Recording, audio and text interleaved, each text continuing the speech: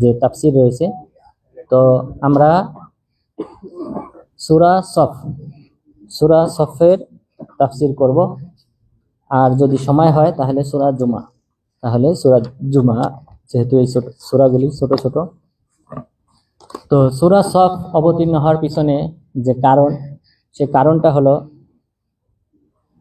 তিনজন সাহাবী, আব্দুল্লাহ ইবনে সালাম রাদিয়াল্লাহু আনহু তিনি, এরপর আবু হুরায়রা রাদিয়াল্লাহু আনহু তিনি, এবং সেই সাথে আব্দুল্লাহ ইবনে আব্বাস রাদিয়াল্লাহু আনহু, তারা বলেছেন যে রাসূল সাল্লাল্লাহু আলাইহি ওয়াসাল্লামের কাছে আমরা জানতে চেয়েছিলাম আইয়ুল আমালি আহাব ইলাল্লাহি আযজা ওয়া জাল্লা, আল্লাহ তাআলার নিকট কোন আমলটা প্রিয়। এটা জানার জন্য আমরা কাউকে পাঠাইতে চাইলাম যে আমাদের মধ্যে থেকে কেউ যেন গিয়ে রাসূল সাল্লাল্লাহু আলাইহি ওয়াসাল্লামকে জিজ্ঞাসা করে কোন আমলটা বেশি প্রিয় আল্লাহ তাআলার নিকট, সেই আমলটা আমরা করব, আল্লাহর নিকটে অর্জন করব। তো তখন কেউ আমাদের মধ্য থেকে অগ্রসর হয় নাই, রাসূল সাল্লাল্লাহু আলাইহি ওয়াসাল্লামের কাছে গিয়ে প্রশ্ন করে নাই। তবে রাসূল সাল্লাল্লাহু আলাইহি ওয়াসাল্লাম তিনি আমাদেরকে ডাকলেন। ডাকার পর আমরা যখন সবাই একত্রিত হলাম, তখন রাসূল সাল্লাল্লাহু আলাইহি ওয়াসাল্লাম আমাদেরকে সূরা সফ পাঠ করে শোনালেন যে এই সূরাতে আল্লাহর নিকট যে প্রিয় আমল রয়েছে সেই আমলের কথা উল্লেখ করা হয়েছে। এরপর তাহলে সাহাবাগণ আমলটা জানলো, এই সূরা সফ পাঠ করার মাধ্যমে তারা ভালো আমল কোনটা আল্লাহর নিকট সেটা জানলো। জানার পর কিছু কিছু সাহাবী এটা অপছন্দ করলেন। তখন আল্লাহ তাআলা এখানে এই সূরাতেই আয়াত অবতীর্ণ করেছেন, যা ইনশাআল্লাহ আমাদের তাফসিরে উল্লেখ হবে। তো মহান রব্বুল আলামিন বলেছেন সাব্বাহা লিল্লাহি মা ফিস সামাওয়াতি ওয়া মা ফিল আরদ, আল্লাহ তাআলার প্রশংসা করে, গুণকীর্তন করে আসমান জমিনের মাঝে যা কিছু রয়েছে সব কিছুই আল্লাহ তাআলার গুণকীর্তন করে। ওয়া হুয়াল আজিজুল হাকিম, তিনি পরাক্রমশালী এবং তিনি হলেন প্রজ্ঞাময়। ইয়া আইয়ুহাল্লাযীনা আমানু লিমা তাকুলুন মা লা তাফআলুন, হে মুমিনগণ তোমরা কেন সে কথা বলো যে কথা তোমরা আমল করো না। খেয়াল করবেন আমাদের ওই আগের হাদিসের সাথে সম্পৃক্ত, তোমরা কেন সে কথা বলো যে কথা তোমরা আমল করো না। কাবুরা মাকতান ইনদাল্লাহি আন তাকুলু মা লা তাফআলুন, আল্লাহ তাআলার নিকট বড়ই ঘৃণিত বিষয়, বড়ই রাগের বিষয়, ক্রোধান্বিত বিষয় যে তোমরা এমন কথা বলবে যা আমলে বাস্তবায়ন করবে না, অথচ বলবে মুখে বলবে, এটাই হলো আল্লাহ তাআলার নিকট সবচেয়ে ঘৃণিত বস্তু। এরপর আল্লাহ তাআলা কোন আমলটা প্রিয় সেই আমলটা উল্লেখ করেছেন। ইন্নাল্লাহা ইউহিব্বুল্লাযীনা ইউকাতিলুনা ফী সাবিলিহি সাফফান কাআন্নাহুম বুনিয়ানুম মারসুস, আল্লাহ তাআলা পছন্দ করেন তাদেরকে যারা আল্লাহর রাস্তায় জিহাদ করে সারিবদ্ধ হয়ে কাআন্নাহুম বুনিয়ানুম মারসুস, যেন তারা সীসা ঢালা প্রাচীরের মতো হয়ে পরস্পরের পাশাপাশি দাঁড়িয়ে যারা আল্লাহর রাস্তায় যুদ্ধ করে আল্লাহ তাআলা তাদেরকে ভালোবাসেন। তো তাহলে মূল কথা হলো যুদ্ধটা হলো আল্লাহ তাআলার নিকট সবচেয়ে প্রিয় আমল, কিন্তু যখন এই আমলটা আল্লাহ তাআলা জানিয়ে দিলেন, ফরজ করলেন, তখন সাহাবাদের মধ্যে অনেকেই জীবন বিলিয়ে দিতে হবে এটা অপছন্দ করলেন।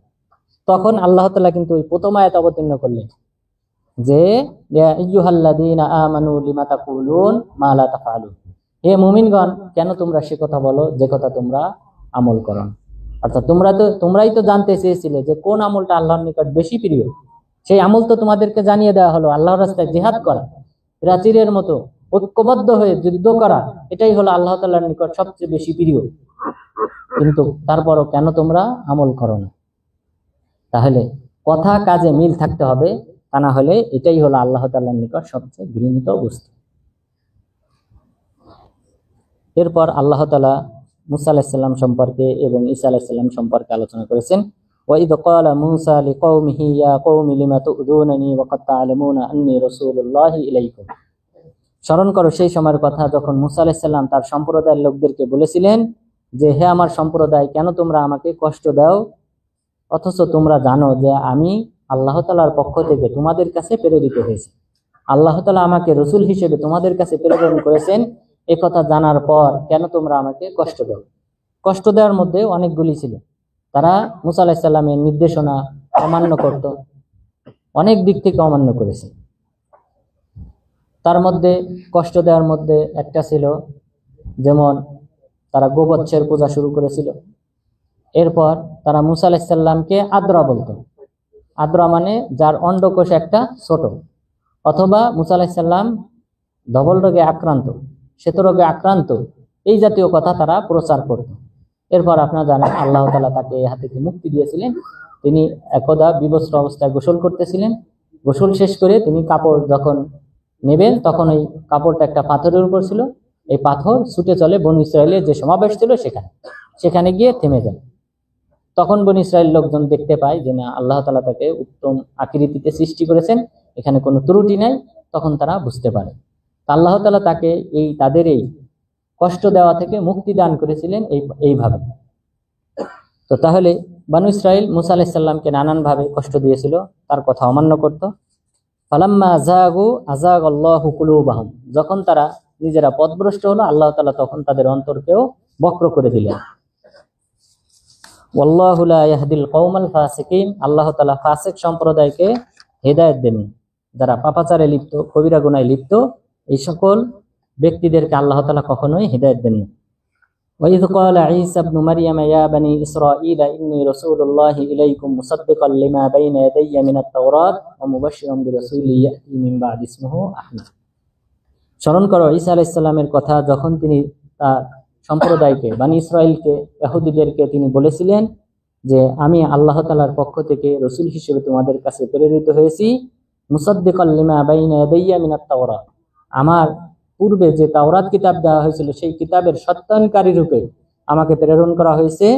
মুবাশশিরাম বিরাসূলিন ইয়াতি মিন বা'দি ইসমিহি আহমদ, এবং একজন শুভ সংবাদদাতা হিসেবে, একজন নবীর যিনি আসবেন আমার পরে, সেই নবীর শুভ সংবাদদাতা রূপে আল্লাহ তাআলা আমাকে প্রেরণ করেছেন, যার নাম হবে আহমদ। রাসূল সাল্লাল্লাহু আলাইহি ওয়াসাল্লামের যে নাম রয়েছে মূলত প্রধান 5টি নাম, সেই 5টি নামের একটি নাম হলো আহমদ। কোরআনে রাসূল সাল্লাল্লাহু আলাইহি ওয়াসাল্লামের 2টি নাম উল্লেখ করা হয়েছে, মুহাম্মদ 4 বার উল্লেখ হয়েছে, আহমদ 1 বার উল্লেখ হয়েছে, আর বাকি 3টি নাম এটা হাদিসে উল্লেখ হয়েছে। রাসূল সাল্লাল্লাহু আলাইহি ওয়াসাল্লাম বলেছেন ইন্নী আহমদ, ইন্নী মুহাম্মদ ওয়া আহমদ ওয়াল মাহি আল্লাযী ইয়ামহুল্লাহু বিল কুফর ওয়াল হাশির আল্লাযী ইউহশারুন নাসু তাহতা কদামাই ওয়া আনা আল আকিব, যে আমি হলাম মুহাম্মদ, আমি হলাম আহমদ, আমি হলাম মাহি। তাহলে মাহি এটা রাসূল সাল্লাল্লাহু আলাইহি ওয়াসাল্লামের একটা নাম, যার অর্থ হলো আল্লাহ তাআলা আমার মাধ্যমে কুফরিকে পৃথিবী থেকে মুছে ফেলবেন। তাহলে কুফরি, শিরিক, পাপ, পাপাচার, এই কাজগুলি আল্লাহ তাআলা আমার মাধ্যমে বিশ্ব থেকে মুছে ফেলবেন, এই কারণে আমার নাম মাহি। এরপরে বললেন ওয়ানাল হাশির, আমি হলাম হাশির, যার পায়ের নিচে মানুষের হাসর নাসর হবে। অর্থাৎ আপনারা জানেন বড় সুপারিশ যেটা, সেটা রাসূল সাল্লাল্লাহু আলাইহি ওয়াসাল্লাম করবেন। যে বিচার আচার শুরুর যে সুপারিশ, সেটা কিন্তু একমাত্র রাসূল সাল্লাল্লাহু আলাইহি ওয়াসাল্লাম তিনিই করবেন, এই কারণে তাকে হাশির বলা হয়।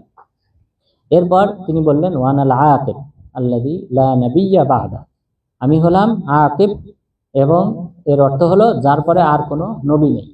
তাহলে রাসূল সাল্লাল্লাহু আলাইহি ওয়াসাল্লাম তিনি খাতামুন নবিয়্যিন, সকল নবীদের সর্বশেষ নবী, তারপরে আর কোনো নবী নেই, এবং এটা তার একটা নাম, পঞ্চম নাম আকিব থেকে বোঝা যায়। তাহলে রাসূল সাল্লাল্লাহু আলাইহি ওয়াসাল্লামের 5টি নাম মুহাম্মদ, আহমদ, মাহি, হাশির, আকিব। আকিব এটার অপর একটা শব্দ আসছে, সেটা হলো মুকাফফা। আকিবের অর্থ হলো যার পরে আর কোনো নবী নাই। মুকাফফা শব্দের অর্থ হলো যিনি সর্বশেষ এসেছেন, যিনি সর্বশেষ এসেছেন। সুতরাং এই দুটার অর্থ একই। এরপর ফালাম্মা জাআহুম বিল বায়িনাতি ক্বালু হাযা সিহরুম মুবিন, এরপর যখন তিনি আসলেন স্পষ্ট প্রমাণ নিয়ে, তখন তারা তাকে বলল যে এটা হলো স্পষ্ট জাদু। অর্থাৎ রাসূল সাল্লাল্লাহু আলাইহি ওয়াসাল্লাম আগমন করার পর মক্কার কুরাইশরা, ইহুদিরা, খ্রিস্টানরা তারা রাসূল সাল্লাল্লাহু আলাইহি ওয়াসাল্লামকে জাদুকর হিসেবে আখ্যায়িত করল। আল্লাহ তাআলা বললেন ওয়ামান আযলামু মিম্মান ইফতারা আলাল্লাহিল কাযিবা ওয়া হুয়া ইউদআ ইলাল ইসলাম, ওই ব্যক্তির চেয়ে সবচেয়ে বড় জালিম কে হতে পারে যে ব্যক্তিকে ইসলামের দিকে আহ্বান করা হয় অথচ সে আল্লাহ তাআলার উপর মিথ্যা অপবাদ দেয়। অর্থাৎ এই সকল ইহুদি খ্রিস্টানরা তাদেরকে ইসলামের দিকে আহ্বান করা হয়, এই মুশরিকদেরকে ইসলামের দিকে আহ্বান করা হয়, অথচ তারা বলে যে তিনি হলেন জাদুকর, অর্থাৎ মুহাম্মদ সাল্লাল্লাহু আলাইহি সাল্লাম তিনি জাদুকর, অথবা এই কোরআন সত্য না, এই কোরআন মুহাম্মদ সাল্লাল্লাহু আলাইহি সাল্লাম যা শিক্ষা করেছেন সেটা মানুষের কাছ থেকে শিক্ষা করেছেন। এই জাতীয় যে সকল অপবাদ দেয়, এটা তারা কিভাবে দেয়? অথচ তাদেরকে তো ইসলামের এই নিয়ে বড় নিয়ামতের দিকে আহ্বান করা হয়। সুতরাং তাদের উচিত ছিল আল্লাহ তাআলা শুকরিয়া আদায় করা, তা না করে তারা উল্টা ইসলামের উপর মিথ্যা অপবাদ দেয় তথা আল্লাহ তাআলার উপর মিথ্যা অপবাদ দেয়। আল্লাহু লা ইয়াহদিল কওমাজ জালিমিন, আল্লাহ তাআলা জালিম সম্প্রদায়কে হিদায়াত দান। ইউরিদুনা লিইউতফিউ নূরাল্লাহি বিআফওয়াহিহিম আল্লাহু মুতিম্মু নূরিহি ওয়ালাউ কারিহাল কাফিরুন। তারা আল্লাহ তাআলার নূরকে ফুৎকারের মাধ্যমে, মুখের ফুৎকারের মাধ্যমে তারা নিভিয়ে দিতে চায়, অথচ আল্লাহ তাআলা তার নূরকে পরিপূর্ণতা দান করবেন। অর্থাৎ এখানে নূর বলতে কোরআন, কোরআনের বিধান, ইসলাম, আল্লাহ তাআলা এই ইসলামকে পরিপূর্ণতা দান করবেন, যদিও তারা ফুৎকার দিয়ে নিভিয়ে দিতে চায়। হুয়াল্লাযী আরসালা রাসূলাহু বিল হুদা ওয়া দীনিল হক লিইয়ুযহিরাহু আলা দ্বীনি কুল্লি। আল্লাহ তাআলা তিনি তার রাসূলকে হিদায়াত দিয়ে প্রেরণ করেছেন, সত্য ধর্ম দিয়ে প্রেরণ করেছেন, যে এই ধর্মকে সকল ধর্মের উপর বিজিত করার জন্য। ওয়ালাউ কারিহাল মুশরিকুন, যদিও মুশরিকরা অপছন্দ করে। তো তাই হয়েছিল, আল্লাহ তাআলা বিজয় দান করেছিলেন মুসলিমদেরকে। এক সময় রোম, পারস্যের মতো বড় শক্তিধর এদেরকেও আল্লাহ তাআলা পরাজিত করেছেন এই মুসলিমদের মাধ্যমে। তো সুতরাং ইসলাম বিজিত হয়েছে। ইয়া আইয়ুহাল্লাযীনা আমানু হাল আদুল্লুকুম আলা তিজারাতিন তুনজিকুম মিন আযাবিন আলীম। হে মুমিনগণ, অর্থাৎ এটা কিন্তু আগের প্রথম দিকের যে প্রিয় আমল কোনটা সেটার সাথে সম্পর্কিত। হে মুমিনগণ, আমি কি তোমাদেরকে সংবাদ জানাবো না এমন ব্যবসার, যে ব্যবসাটা তোমাদেরকে লাভবান করবে? কোন দিক থেকে? তুনজিকুম মিন আযাবিন আলীম, মর্মন্তুদ শাস্তি থেকে তোমাদেরকে রক্ষা করবে, এমন ব্যবসার দিকে তোমাদেরকে আহ্বান করব না? অর্থাৎ আমল, ভালো আমল, সৎ আমল করলে আল্লাহ তাআলা আমাদেরকে জাহান্নাম থেকে মুক্তি দান করবেন, জান্নাত দান করবেন। এটাকে আল্লাহ তাআলা ব্যবসা হিসেবে উল্লেখ করেছেন। কারণ একজন ব্যবসায়ী যেমন ভাবে লাভবান হয়, আর্থিকভাবে লাভবান হয়, ঠিক অনুরূপভাবে সৎ আমল করার মাধ্যমে বান্দারা তারাও লাভবান হয়, অর্থাৎ জাহান্নাম থেকে মুক্তি পায় এবং জান্নাত অর্জন করে। সুতরাং এটাকে আল্লাহ তাআলা ব্যবসা হিসেবে উল্লেখ করেছেন। সেই ব্যবসাটা কি? তুমিনুনা বিল্লাহি ওয়া রাসূলিহি ওয়া তুজাহিদুনা ফি সাবিলিল্লাহি বিআমওয়ালিকুম ওয়া আনফুসিকুম। তোমরা আল্লাহ তাআলার প্রতি ঈমান আনয়ন করবে, রাসূলের প্রতি ঈমান আনয়ন করবে এবং আল্লাহর রাস্তায় জিহাদ করবে তোমাদের সম্পদের মাধ্যমে এবং জীবন দেওয়ার মাধ্যমে। জীবন এবং সম্পদের মাধ্যমে তোমরা আল্লাহর রাস্তায় জিহাদ করবে, আল্লাহ এবং তার রাসূলের প্রতি ঈমান আনয়ন করবে। এটাই হলো সবচেয়ে লাভবানজনক একটা ব্যবসা। এছাড়াও রাসূল সাল্লাল্লাহু আলাইহি ওয়াসাল্লাম হাদিসে বলেছেন যে তুকাতিলুনাল মুশরিকিন বিআমওয়ালিকুম ওয়া আনফুসিকুম ওয়া আলসিনাতিকুম। তোমরা মুশরিকদের বিরুদ্ধে যুদ্ধ করবে তোমাদের সম্পদের মাধ্যমে, তোমাদের জীবনের মাধ্যমে এবং তোমাদের জবানের মাধ্যমে। অর্থাৎ মুশরিকদের বিরুদ্ধে প্রতিবাদ গড়ে তোলার মাধ্যমে, জবানের মাধ্যমে, এরপর নিজেদের সম্পদ এবং জীবন বিলিয়ে দেওয়ার মাধ্যমে তোমরা জিহাদ করবে। এখানে দুইটা বিষয়ের কথা বলা হয়েছে, সম্পদ এবং জীবন। এখানে কিন্তু সম্পদের কথা আগে বলা হয়েছে, কারণ সম্পদ ব্যয় করার মাধ্যমে কিন্তু প্রস্তুত গ্রহণ করতে হয়। কাফেরদের সাথে জীবন বিলিয়ে দেওয়ার পূর্বে আপনাকে অস্ত্র শস্ত্রে সজ্জিত হতে হবে, প্রস্তুত গ্রহণ করতে হবে। তো সুতরাং প্রস্তুত গ্রহণের ক্ষেত্রে কিন্তু অর্থ ব্যয় করতে হবে। এই কারণে সম্পদের কথা কিন্তু আগে উল্লেখ করা হয়েছে। এরপর জীবন, যুদ্ধের ময়দানে তখন অস্ত্র নিয়ে প্রস্তুতি নেওয়ার পর যুদ্ধের ময়দানে সেখানে যদি জীবন বিলিয়ে দিতে হয় তাহলে সেটা দিতে হবে। তো এটাকে আল্লাহ তাআলা একটা বড় ব্যবসার সাথে তুলনা করেছেন, যেহেতু ব্যবসায়ীরা লাভবান হয়, এই সৎ আমল করার মাধ্যমেও ব্যক্তিগণ তারাও লাভবান হয়। এছাড়াও আল্লাহ তাআলা বলেছেন যালিকুম খায়রুল লাকুম ইন কুনতুম তা'লামুন। এই ব্যবসাটা তথা আল্লাহর রাস্তায় জিহাদ করাটা, ঈমান আনয়ন করাটা, এটা হলো উত্তম যদি তোমরা জানতে। এর প্রতিদান কি হবে? ইয়াগফির লাকুম যুনুবাকুম ওয়া ইউদখিলকুম জান্নাতিন তাজরি মিন তাহতিহাল আনহার। বিনিময়ে আল্লাহ তাআলা তোমাদের পাপসমূহ ক্ষমা করে দেবেন, তোমাদেরকে জান্নাতে প্রবেশ করাবেন যার তলদেশ দিয়ে নহর প্রবাহিত হবে। ওয়া মাসাকিনা তাইয়্যিবাতান ফি জান্নাতি আদন। এরপর বসবাস করার জান্নাতে তথা আদন নামক জান্নাতে, সেখানে আল্লাহ তাআলা তোমাদেরকে উত্তম আবাসস্থল দান করবেন, উত্তম প্রাসাদ দান করবেন। তাহলে এটা হলো প্রতিদান, যে আল্লাহ তাআলা পাপ সমূহ ক্ষমা করবেন, জান্নাতে প্রবেশ করাবেন, যার তলদেশ দিয়ে নদী নহর প্রবাহিত থাকবে, আর এই জান্নাতে অসংখ্য প্রাসাদ থাকবে। অর্থাৎ বিভিন্ন আমলের কারণে কিন্তু এই প্রাসাদগুলি আল্লাহ তাআলা তৈরি করবেন। যার আমল যত বেশি হবে, পরিশুদ্ধ হবে, সেই অনুযায়ী আল্লাহ তাআলা তার জন্য জান্নাতে গুরফা তথা প্রাসাদ তৈরি করবেন। যালিকাল ফাউজুল আযীম, এটাই হলো মহা সাফল্য। এছাড়াও আরো প্রতিদান রয়েছে, সেটা হলো ওয়া উখরা তুহিব্বুনাহা নাসরুম মিনাল্লাহি ওয়া ফাতহুন করিব। এছাড়াও আরো প্রতিদান রয়েছে যা তোমরা পছন্দ করো, সেটা হলো নিকটবর্তী বিজয় এবং সাহায্য। আল্লাহ তাআলার পক্ষ থেকে সাহায্য এবং নিকটবর্তী বিজয়, আসন্ন বিজয়, এটাও তোমরা অর্জন করতে পারো এবং এটাই তোমরা কিন্তু পছন্দ করো। অর্থাৎ শহীদ হয়ে যাও, এটার চেয়ে তোমরা কিন্তু পছন্দ করো যে আল্লাহ তাআলার পক্ষ থেকে সাহায্য, এটাই কিন্তু তোমরা বেশি পছন্দ করো। তো সেটাও আল্লাহ তাআলা তোমাদেরকে দান করবে। তো তাই হয়েছিল, রাসূল সাল্লাল্লাহু আলাইহি ওয়াসাল্লামকে মক্কা বিজয় দেওয়া হয়। মক্কা বিজয়ের পর আরব যতগুলি দল ছিল সকল গোত্রের লোকজন কিন্তু ইসলাম গ্রহণ করে। তো সুতরাং মক্কা বিজয়ের পর এরপর এখানে কিছু কিছু আলেমগণ, ইমাম কালবি রাহিমাহুল্লাহ তিনি বলেছেন, এটা দ্বারা উদ্দেশ্য হলো যে ফাতহুন করিব দ্বারা উদ্দেশ্য হলো রোম এবং পারস্য বিজয়। রোম এবং পারস্য, এটা আবু বকর রাদিয়াল্লাহু আনহুর যুগে শুরু হয়, ওমর রাদিয়াল্লাহু আনহু সমাপ্ত করেন। অর্থাৎ রোম পারস্যদেরকে আরব ভূখণ্ড থেকে তাদেরকে বিতাড়িত করতে সক্ষম হন।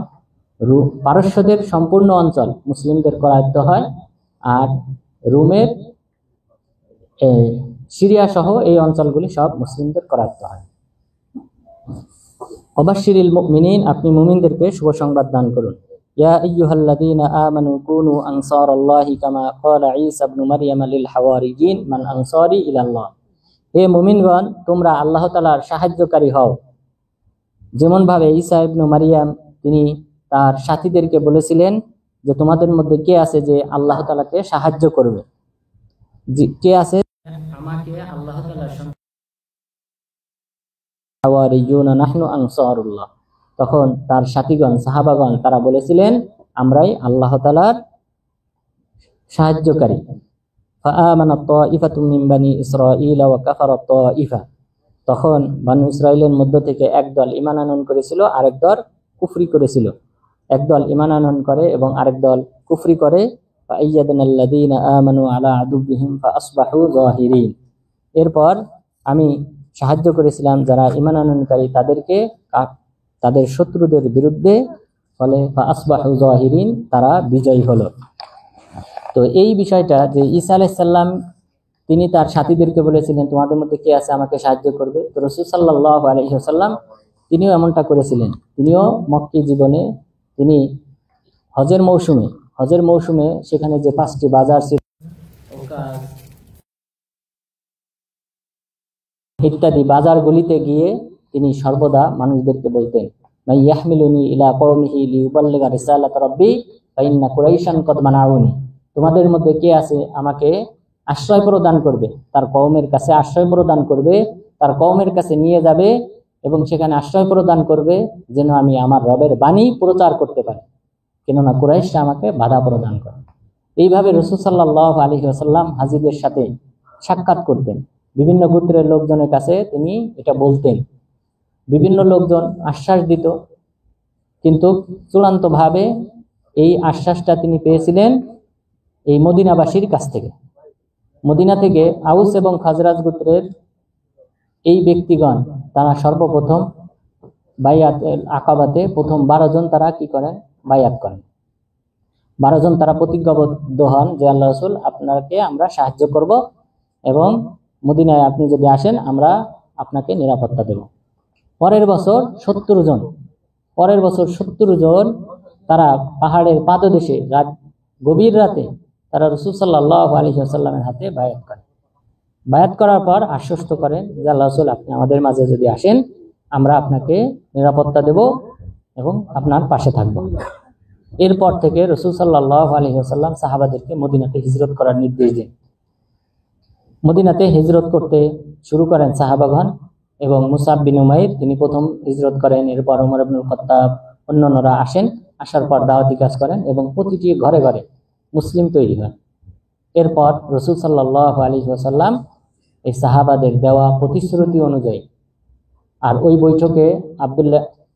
বৈঠকে আব্বাস রাদিয়াল্লাহু আনহু তিনিও ছিলেন, তিনি ইসলাম গ্রহণ করেছিলেন কিন্তু গোপন রেখেছিলেন। তো তিনি নিশ্চিত হওয়ার জন্য যে আসলে মদিনাবাসী তারা নিরাপত্তা দিতে পারবে কিনা, এই জন্য তিনিও উপস্থিত ছিলেন।